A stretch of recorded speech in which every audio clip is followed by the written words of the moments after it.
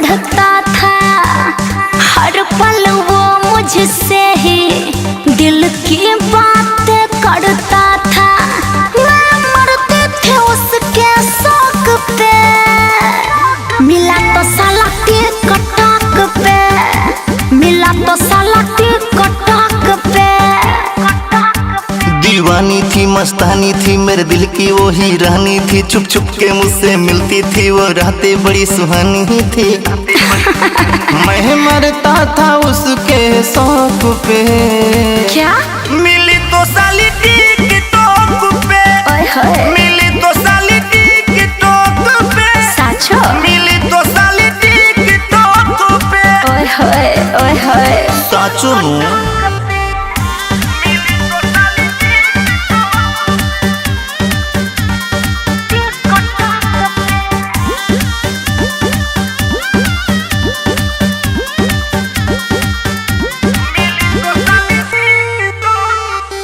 पास मेरे आता था, अच्छा। मुझसे दूर नहीं जाता था।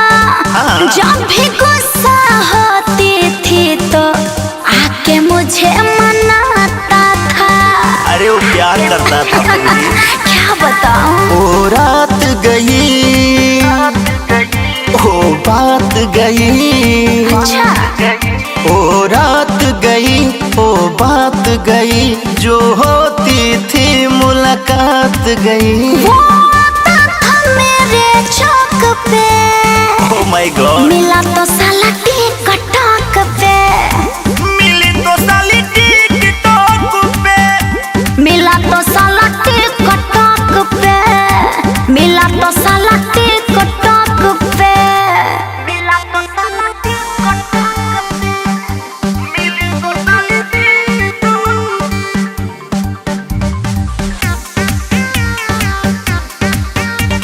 म्यूजिक बाय शुभम राज।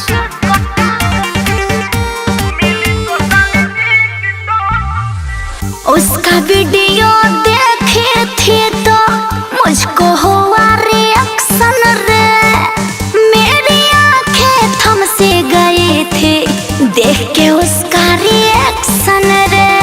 अच्छा। क्या बताऊं। मैंने ट्वीट किया, मैंने सोलो किया, साचो मैंने ट्वीट किया, मैंने सोलो किया, जब देखा उसे मैंने फॉलो किया। मैंने हंस दिया उसके जोक पे, ऐसा क्या। मिला तो साला टिकटॉक पे, मिली तो साली टिकटॉक पे, मिला तो साला टिकटॉक पे, आय हाय। टिकटॉक पे। अरे कहाँ कहाँ नहीं ढूंढी।